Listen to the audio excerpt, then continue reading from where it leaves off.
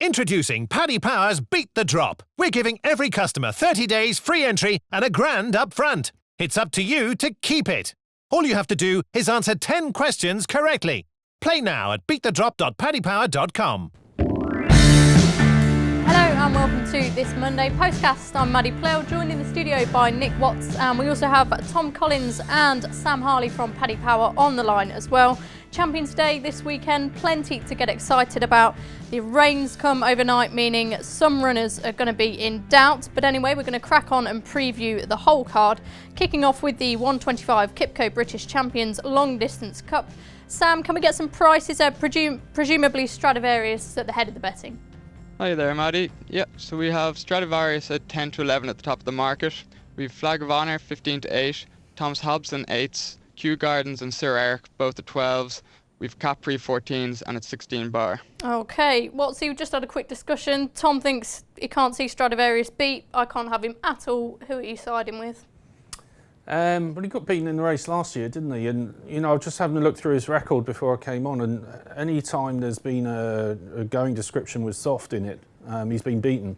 It looks like it's going to be some degree, some shade of soft at the weekend, so it does raise doubts, particularly at the price. And I think Flag of Honour is a worthy rival. I think he would go on ground with cutting it, so I don't think there's any problems on that score. He's improving. He won the Irish Ledger last time, beat Latrobe very comfortably indeed, and I think he represents a serious threat.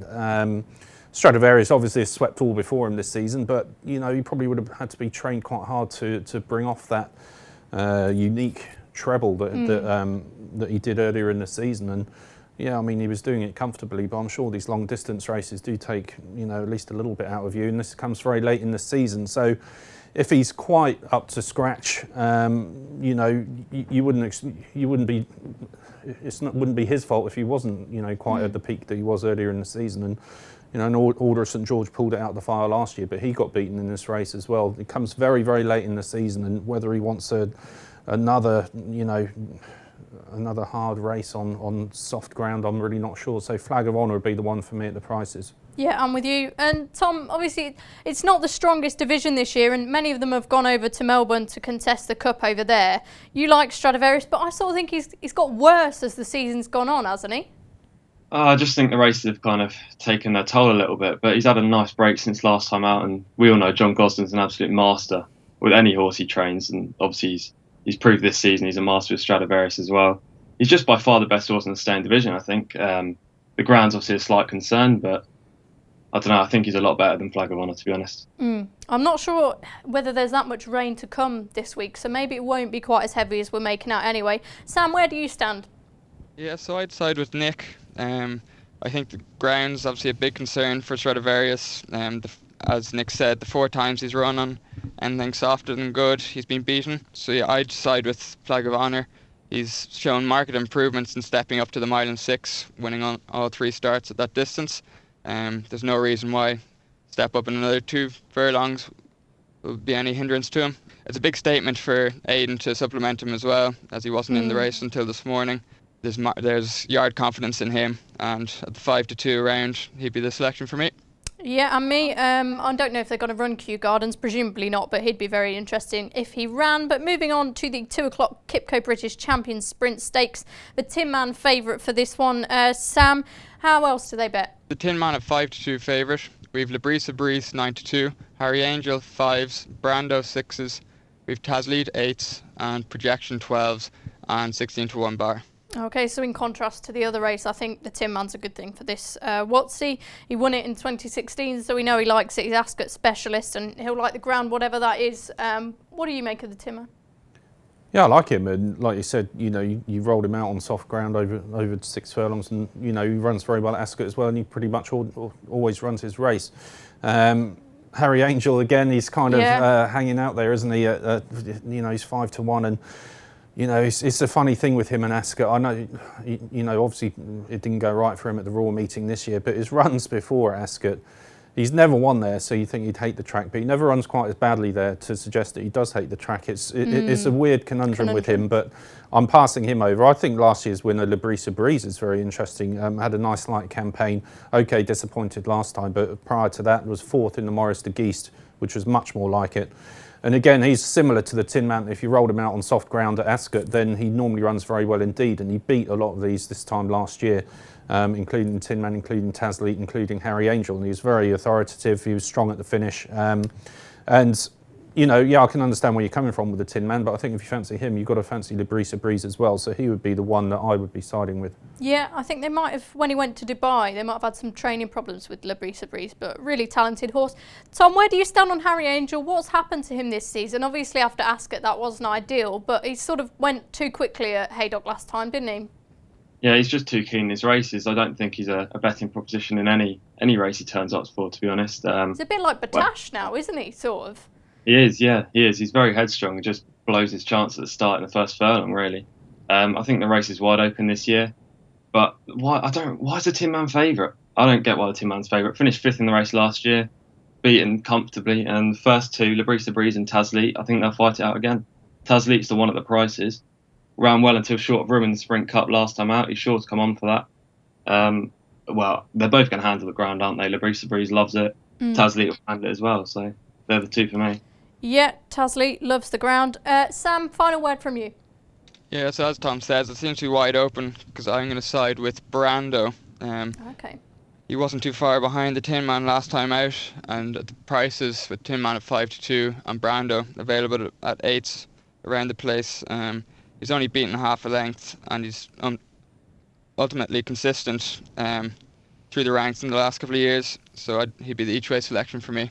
Yeah, it'd be good to see Brando get another Group 1, wouldn't it, Watsy? Sort of been knocking on the door for a long time in these races. Yeah, it would be, but I've tipped Librisa Breeze, so no, it wouldn't be good. I'll be very disappointed. Okay, in the 240 QIPCO British Champions Fillies and Mares Stakes, we see the return of Lati Dar after her second place effort in the St Ledger. Again, heavy ground, not going to be ideal for her. All her family have seemed to thrive on fast ground. We've got the likes of Batil, Coronet and perhaps Kitesurf coming over as well from France. Sam, how's the market reacted to this sort of heavy ground in the Fillies and Mares? Yeah, so we've Lati Dar at 6-4 at the top of the market. We've Coronet and Kitesurf at 4s. We've Hydrangea 8s, Pilaster 10s, and Magical 10s, and then it's 16-1 bar. Okay, TC, are you going to tell me that it doesn't matter about the ground and Lati Dar's just way too good? I am, yeah, unfortunately. Yeah, I know you too well. You do, yeah. She's just really unexposed, isn't she? She ran really well in St Ledger, finishing second, staying on strongly at the end. Just very classy. She's the best horse in the race, I think. Worthy favourite. Obviously, the ground again is a concern, but I think she'll be fine, to be honest. Kitesurf obviously represents the biggest danger. She's got form on soft ground, but lacks a bit of tactical speed, I think, and that won't really help her against a classy horse, against Lati Dar. So, also, I think you can discount half the field as well. It's pretty much a match race, in my opinion. Yeah, you don't fancy... I mean, Coronet, she's a pretty good form this year, but again, last year she had the 3-year-old allowance. Doesn't get that this year. Yeah, just never really taken to her, to be honest. She's not really a horse I've ever thought is proper Group 1 level. Always seems to find one or two too good. Well, see, I'm really keen on this Kitesurf. I know Tom says she might not have that tactical speed, but her form's working out well. She beat Magic Wand, who went on to finish second in the Prix de l'Opera. And, you know, I don't think tactical speed is really going to need it if it's a bog at Ascot, you know, mile and a half. No, it might not be a bog if, you know, looking at the forecast. I know we've been drenched over the last couple of days, but as you were saying, it might be quite a dry forecast between now and then, so hopefully it won't be too bad. Maybe soft, good to soft. Batil doesn't come over, I don't think, by the way. I think she got injured. That came out at some point earlier today, so she won't be travelling. But I think the one, the prices that Sam just read out, I thought Hydrangea at 8-1 was quite interesting. Obviously won the race. Winner. Yeah, of course, won the race last season, beating Batil, and won very nicely. Pulled quite a long way clear of Coronet, who was back in third. And yeah, I mean, it hasn't quite worked out for her this season. She had again, I do like horses at this stage of the season who've had a nice light campaign. She's only had 3 starts. Didn't work out for her in the King George last time out. I think she wants softer ground than that, and Aidan's let her off since then. Hasn't run her since the King George, so you know, he's presumably kind of gone slowly with a kind of autumn campaign in mind. Probably had this, you know, as a target from some way back. So I think 8-1 about her, bearing in mind, you know, how well she performed on this day last year. I think that's quite big. You know, I take the point of Lati Dar. You know, ran a great race last time out, and you know, I'm sure she's going to go off favourite, and her family's really in vogue at the moment, isn't it, with what happened in the Dewhurst at the weekend. Indeed. So it's kind of, we're all talking about those genes right now, and I'm sure she's, she's got a great chance again. I think she probably stayed last time, probably just lacked a bit of experience, but if that's brought her on, then yeah, obviously she's going to be a big threat. Hydrangea, one of those horses, Aidan O'Brien's horses haven't been right in the sort of middle part of the season, but they're coming into it now, so maybe you can expect an improved performance. Sam, final thoughts to you, Lati Dar, yes or no? Yeah, as Watsy said there, it's obviously a very exciting time for the family of the mare, and for the Lloyd Webber family. We saw the full brother, Too Darn Hot, winning the Dewhurst the other day, and another More full of which later for sure. And another full brother getting sold for £3.5 million in the Newmarket sale to Sheikh Fahad last week.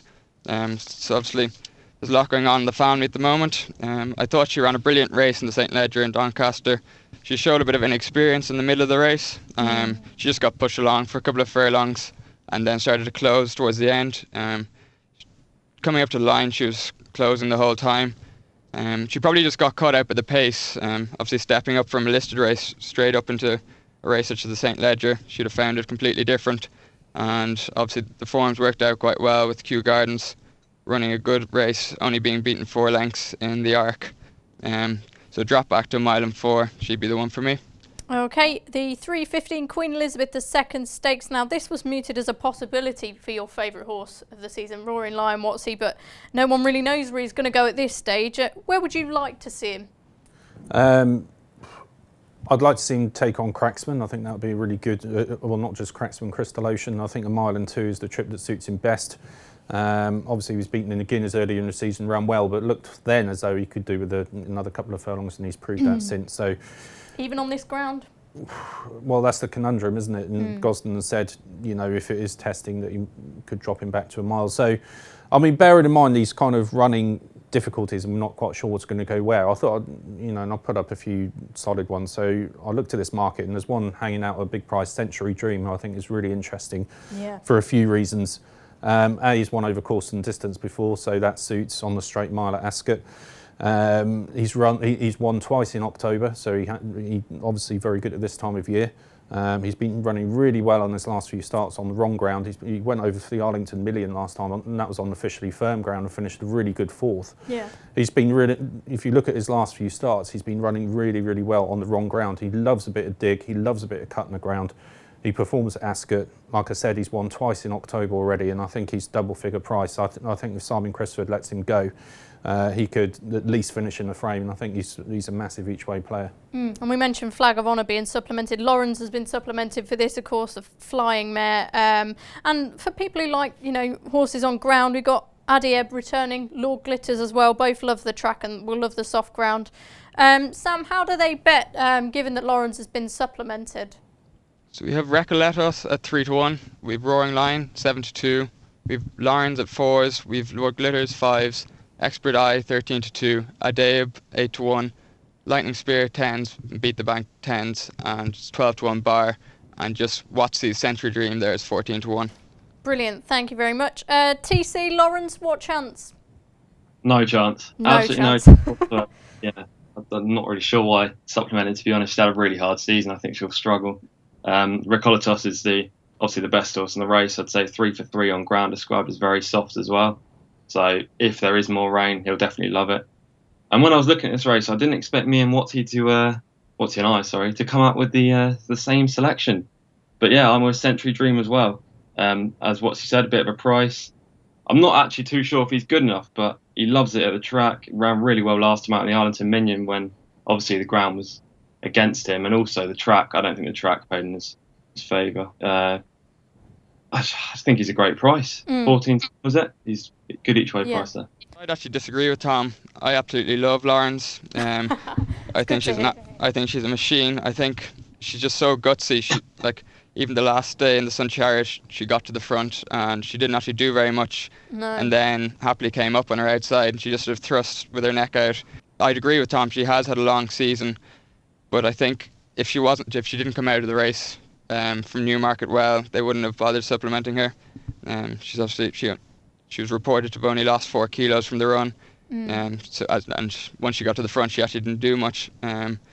Looking even back to the Matron Stakes, despite the injury coming to light for Alf Centauri to beat her, who was considered the best miler in Europe, was obviously a great achievement.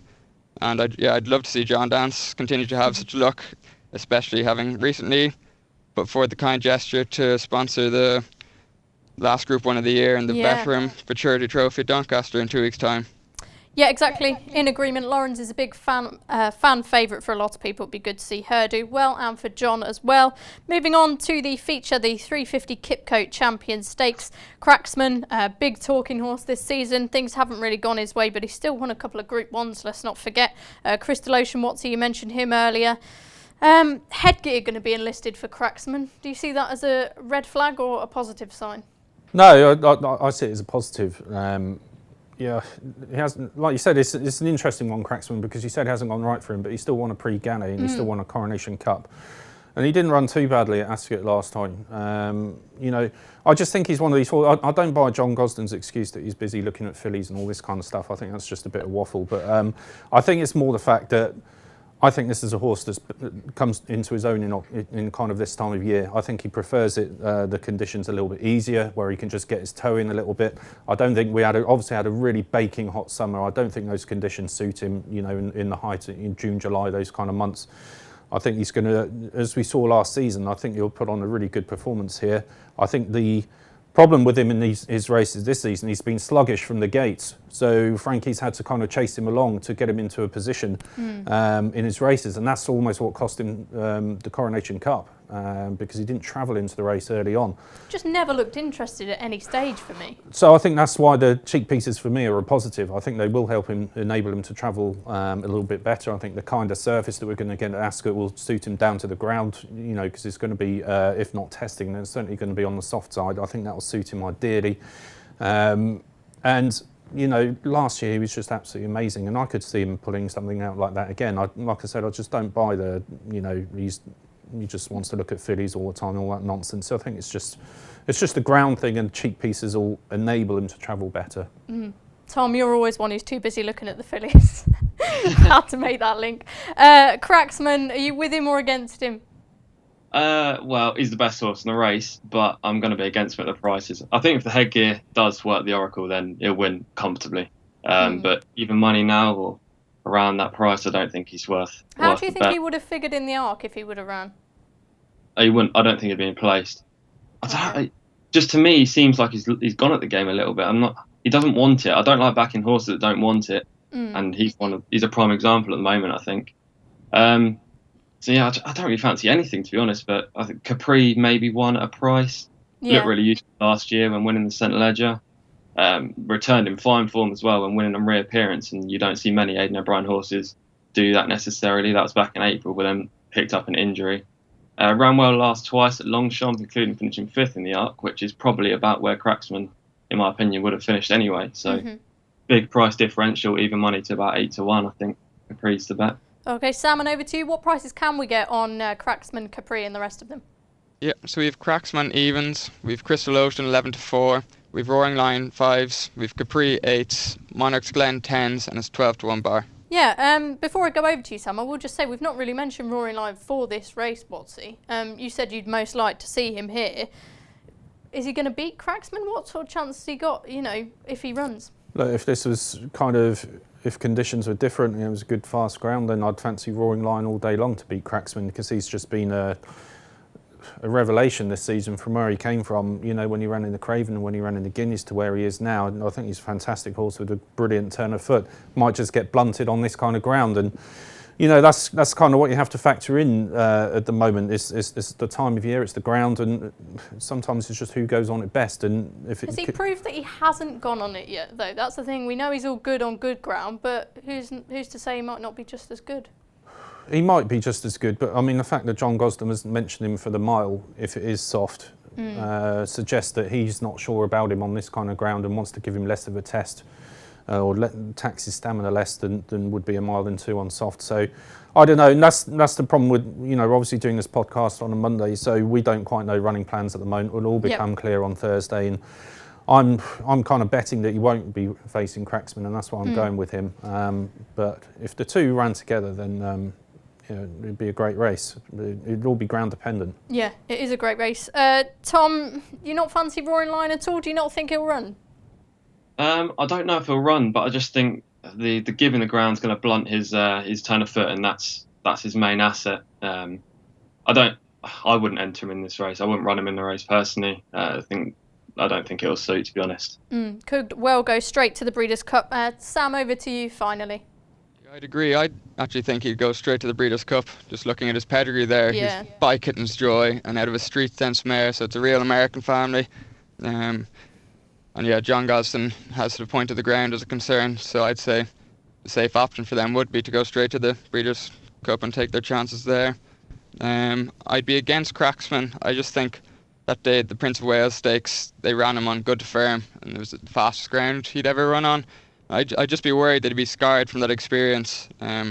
Obviously, the addition of the cheek pieces from now are there to aid him, but I'd be very concerned about him. The one, I'd agree with Tom, with Capri. I thought he ran a blinder in the Arc, and he'd be the one each way. I think there's around 10s out there.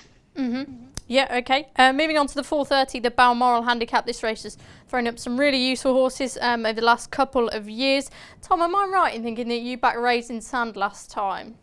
Tell me. I did indeed, yeah. Yeah, you did. Do you fancy him again? Yeah, I love Raising Sand. I think he's a great horse. Potentially because every time I back him, he does win. But yeah, you know what's going to happen now, don't you? Yeah, I know. Hopefully he keeps the 100% strike rate intact. No, he ran really well when winning last time out. He loves the track.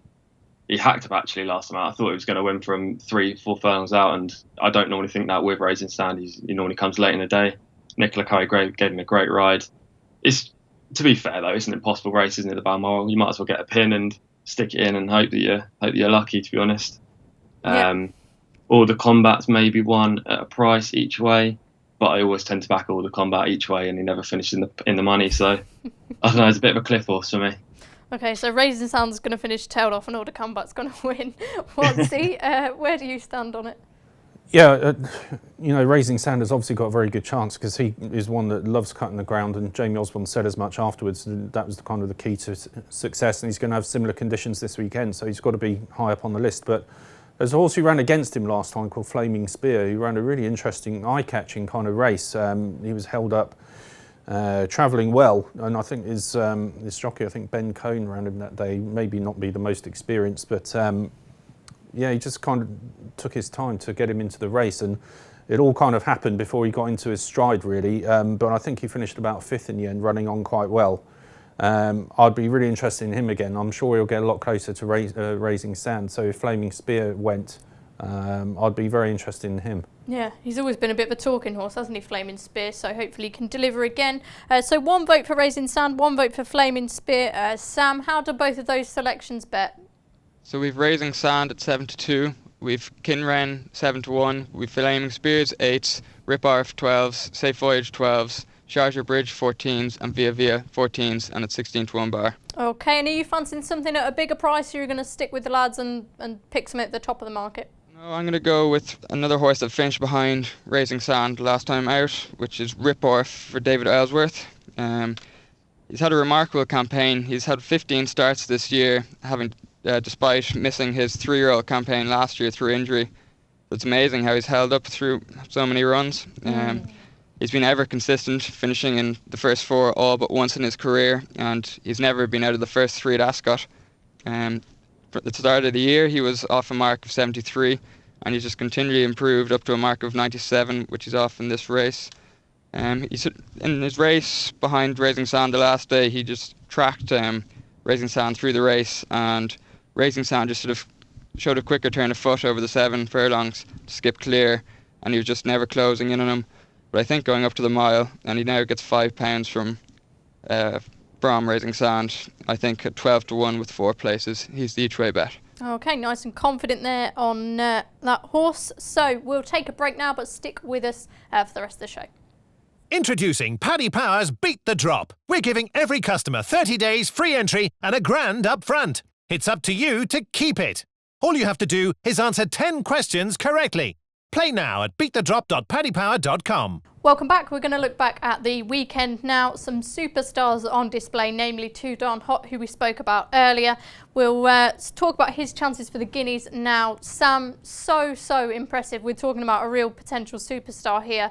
What price Paddy's for the 2000 Guineas?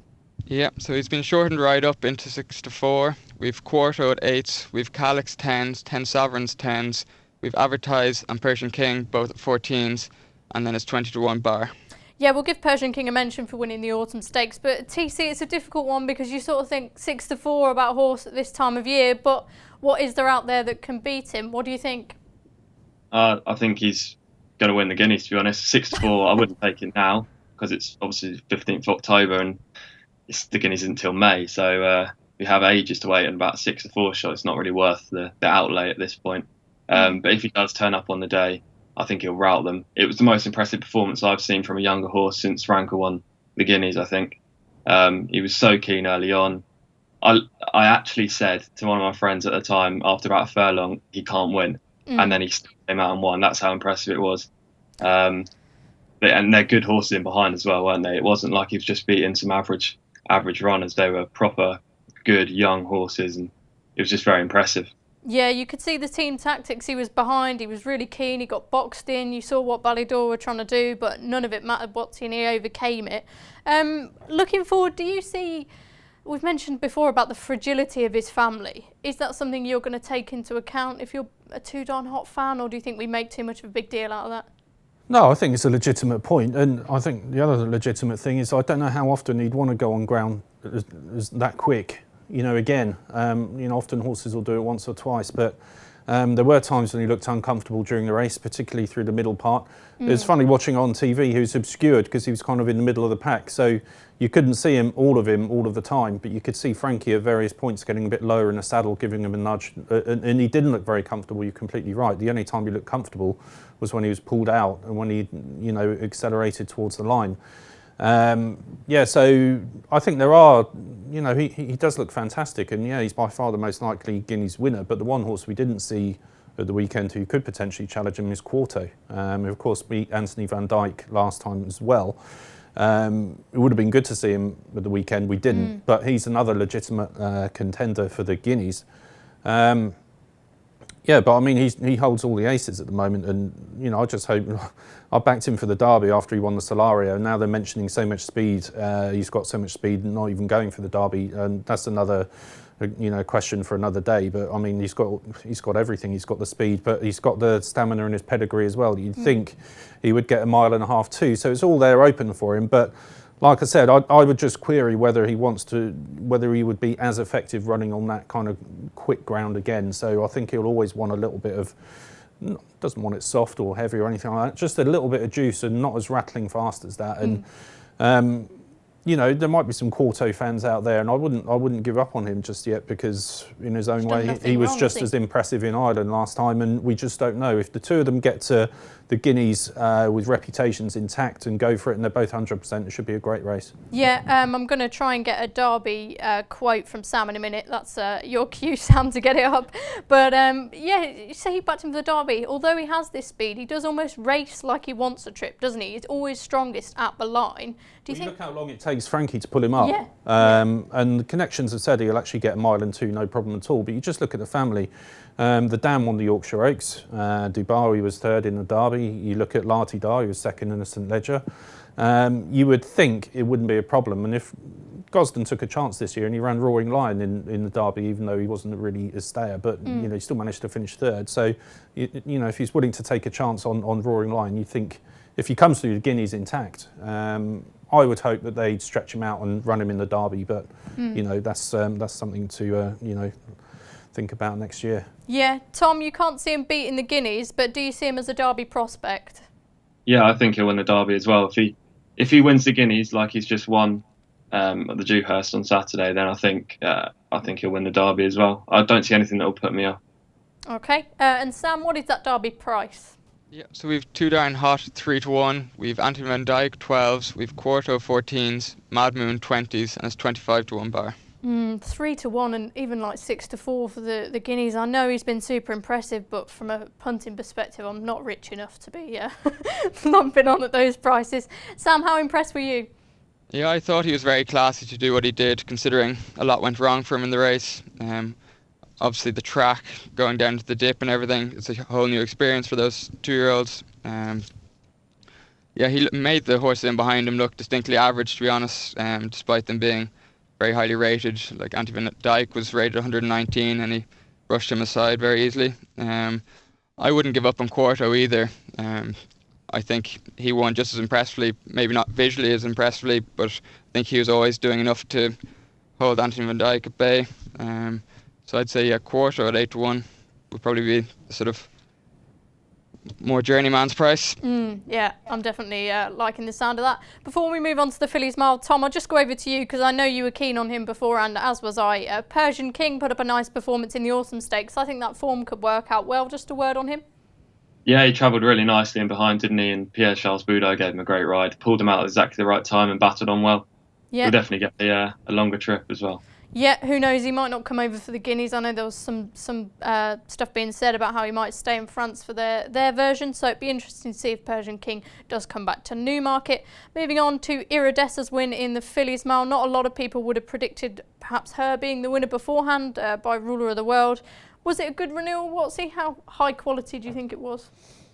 It was all right. I mean, you could hang the form on Pretty Pollyanna, couldn't you? Because she's been a pretty solid filly this year, a Group 1 winning filly, and she was the one before the race that I kind of wanted to bounce back because I thought she did get a poor ride last time out from De Souza, who could have made more use of her and didn't. And there's been a lot of conjecture since, some people saying she didn't get the mile, some people saying she did. I think she got it fine. I think the problem with her at the weekend was on Friday she just didn't run up to her best. Really? That's really interesting, isn't it? Yeah, I mean, I thought it was a bit of an afterthought to go there. I think because they felt aggrieved at the Cheveley Park, it was kind of one that got away maybe, and they should have won. And obviously she's got back in her box and she's been fine since then, so they thought, well, let's bring her out again. They've changed the jockey, they brought in Danny Tudhope and made more use of her, which was fine. And I've only watched the race once, but I kind of thought that she didn't lose any more ground from the furlong pole to the line. So she's kind of beaten the same distance. So that doesn't indicate to me that she didn't stay. It's just that I don't think she was at her peak. And it is difficult for these horses at this time of year, especially 2-year-olds. And, she won at the Newmarket July meeting, then she won in France. So maybe we saw the best of her then. She was pushed right out in the betting for the 1,000 guineas, but she's certainly not one I'd be giving up on. And, if you ask me, I think she stays a mile, no problem at all. I think she'll stay further next season. We know how forgiving you are, Watsy, anyway. Tom, I'm in disagreement with Watsy. I think she didn't stay because I think she looked the winner to me, and then nothing really happened. She showed so much speed in the early part of the race, but just couldn't really press on. In contrast, the winner, she's by a Derby winner, she's going to stay every inch of the trip. Did you back her as well? I'm going to be in danger of bigging you up too much here, but I think you did, didn't you? Yeah, a little bit of classic after timing, but yeah, I did back her. Only a small bet though, but I just thought it was a pretty poor race before it was run, and I just think it's a poor race after it was run. To be honest, she's favourite for the Oaks now, Iridessa. I can't see her winning the Oaks at all. I'd rather side with something of Aidan's rather than Joseph's. Why is that? Why do you not think Joseph's good enough? Oh no, I think Joseph's absolutely brilliant. He's a fantastic trainer, but Iridessa's she doesn't stick out to me. And obviously Iridessa's Joseph's number one, will be number one for the race. Aidan's just got loads of potential superstars in there that haven't shown their best so far. Like Goddess, she's been disappointing, but the way she won second time up was very impressive. Yeah, and Sam, no guineas talk after this, really, 1,000 guineas, but the Oaks for Iridessa? Yeah, so we've Iridessa at 16-1 at the top of the market. We've Goddess, Fleeting and Hermosa all at 25s. We've Zagatova and Beyond Reason at 33s, and it's 40-1 bar. Are you going to be waiting to see if something else can come out the woodwork for the Oaks? I'm a bit like Tom, to be honest. I'd be really disappointed if we got to the Oaks next year and Iridessa was still at the top of the market.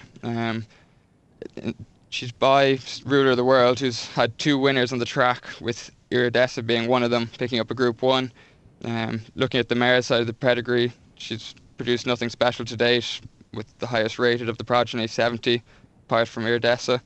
Being a middle distance horse himself, winning the English Derby and Rule of the World, I think she's going to be suited by the middle distance next year. But I'd be really disappointed if nothing comes out between now and then. It just looks like the Phillies this year are probably below the Colts, whereas in the last 2 or 3 years we've seen the Phillies be much better than the Colts. So it's quite a nice turn to the tail to see the Colts have hopefully a year in the sun. Yes, very true, very true. Moving on to the Cesarewitch now. Watsy, did you manage to pick the winner? I did, yeah. Yes, you did. Of course you did, because you've done the autumn double on the Postcast, haven't you? I have, yeah. Luckily enough, yeah. Low Sun, did the business last week and on Saturday. It's fantastic, and I think it shows a sign of things to come in these kind of staying races. Willie Mullins had the first 2. He won the Ascot Stakes earlier in the season. He's just got so many of these horses who can switch between the jumps and the flat. It's just a question of which one he kind of wants to put in there, or all of them. Yeah, or all of them. I'm sure it's only a matter of time before he wins the Melbourne race. It just shows the strength in depth that he's got. Low Sun was always the one that I liked because he's a very, very tough horse. Who stays very, very well. We've seen that in ample evidence of that on the jumps and on the flat already this season. He was always going to relish the step up in trip, and once the other one joined him a furlong out, I was never in any doubt that Low Sun was the one that would prevail, because he's just the horse you want on your side in a battle like that, because he is just so tough and he pulls it out. So it was great. I wouldn't be surprised if we didn't see him again, and then he rocks up in the Coral Cup next March. Is that kind of thing, and Woody's just got so many he can kind of mix and match. It's just incredible. And what do you make of the increased prize money? That's obviously attracted a lot of quality to the race, but some people are saying, well, compared to other races, it's a bit ridiculous. It should be worth that much. What do you think? I don't know. I think any race that gets an increase in prize money has got to be good. If you're playing for more stakes, then you attract better horses. Depth of field, which we had at the weekend, and I think the tough question will be for the flat boys is how they can match these jumps trainers when it comes to winning the Ces, because they've got all the staying genes in their yards, in the jumps yards. In the flat yards they haven't, so it's always going to be difficult for them in races 2 miles 2, 2 miles 4, for them to come out on top. Yeah. Who were you on, Tom? Not Low Sun. 2 out the back. I think they pulled up with a furlong to go or something like that. I didn't see them cross the line. Okay. Yeah, but the race was just dominated from the outset, wasn't it? Well, not from the outset, but as they turned to the straight, it was obvious that it was going to be between Low Sun and Iridessa, who travelled incredibly well, and I think will be very interesting on decent ground over hurdles. Yeah. Also, I just want to give a little bit of a shout out for Jim Goldie's the Glasgow Warrior, who ran an absolute screamer to pick up minor prize money there. Yeah, great trainer, Jim Goldie. You say that, Iridessa came there travelling, but so did others. Southern France, Stratum and other Mullins horse, they came through travelling well, so it was clear that it was a good quality renewal. Sam, big fan of Low Sun. He's really come from nowhere, hasn't he? Yes, I actually read a quote this morning that Willie Mullins had him on the sales list, and they sort of gave him one or two last chances over the summer, and he came good. It's an incredible achievement to have the 1-2 again, despite the numbers he ran in the race. It was a pity he didn't do the double with the Irish version in Navan yesterday. Would have been incredible. But I think, he's got a rating of 141 over hurdles, and I'd say it's sort of at the time now he's been running in handicap races over hurdles, but I'd say he'll be stepping up to graded races now in the coming weeks, months. Yeah, could be the plan for Low Sun. Anything else for the tracker based on what happened this weekend, Nick Watts? I'd give a shout out to Norway. Won the Zetland Stakes. Ballydorda really put a bit of oomph back into that race, because Wings of Eagles ran in it a couple of years ago and then won the Derby. Kew Gardens won it last season, and then come out and won the Ledgers. They always tend to run one of their better ones in it. Norway looked good to me, looked like he stayed very well. If you're staying a mile and 2 so well at this time of your career, he may not have quite enough speed for a Derby, but for a St Ledger next year, he looks absolutely perfect. Yep, why not? Norway for the St Ledger. TC, a horse for the tracker?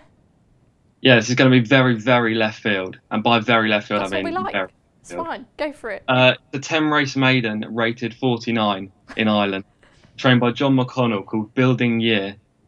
I'm pretty sure most people wouldn't have seen his performance at all, to be honest. He ran on Sunday at Navan in a 5.5 furlong handicap and finished 12th of 23 and was barely asked. And every time he was running into the back of horses in front.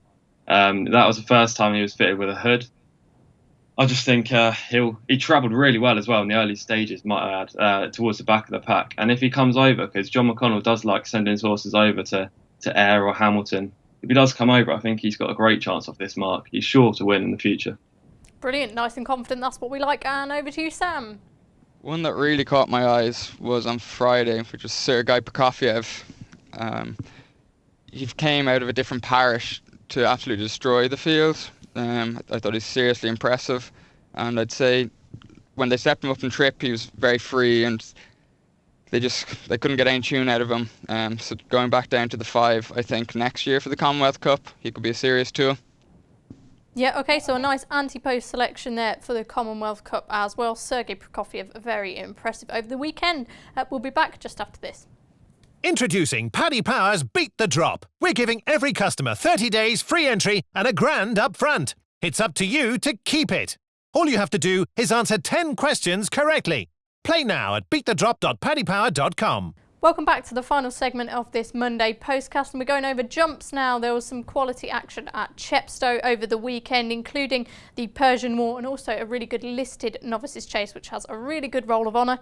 Secret investor for Paul Nicholls, he won the Persian War at Grade 2. Chasing's the plan for this horse now, I think. But what did you make of Secret Investor? Yeah, I was impressed with him. He was I thought the 2-day meeting at Chepstow was fantastic, and it attracted a really strong entry for the time of year. And definitely. Secret Investor, like you mentioned, is definitely, won very impressively, but he also has Charbel winning, coming back to something like his best. We had the Young Master winning. We had a few interesting novice hurdles, so it was really great stuff. And, a few eye catchers that I picked out from there. One is my old friend, the Tim Vaughan School DBC, who made his chasing debut, half-brother to Don Poley, who finished second to a horse who Drinks Into, trained by Colin Tizard on Sunday. Lost out to a race-fit rival that's been running over the summer, but he jumped fine, jumped really well. He's one to note, definitely. Any races in the long term for him? Where can you see him ending up? He looks like a big slow stayer to me, so I think the 4 mile already, I don't think he'd have enough about him to run against the best in the RSA, Santini's and the likes of those, but 4 miler, I think, would see him he'd be absolutely ideal for that. Another horse of Tim Vaughan's, Point of Principle, who was second behind Gara de Juilly. Yeah. If it's just been a bit more fluent at crucial stages of the race, I think he would have won. And he ran on really, really strongly. Couldn't quite get to Gara de Juilly, but did run really well. Just needs a bit more fluency. But if I think he wants a trip as well. Yeah, he came home really well. So, and I don't think they went too strong a pace in that race. So, yeah, you might be right about that. And there was one yesterday who finished third behind the young master called Brave Eagle, trained by Nicky Henderson, who's only his third run over fences. He's still a novice, but he stayed on really strongly to the line, and I think he's up to about in the mid-140s already over fences. I think he's best on good ground, so I wouldn't be surprised if you didn't see much of him over the winter, and he came back after a break for something like the Kim Muir, possibly...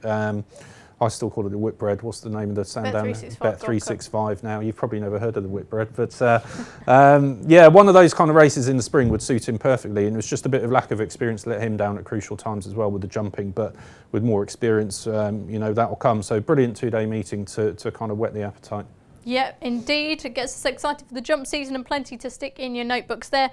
Tom Collins, what did you take out of Chepstow? I thought Secret Investor was impressive as well, and Paul Nicholls said that he's been improving.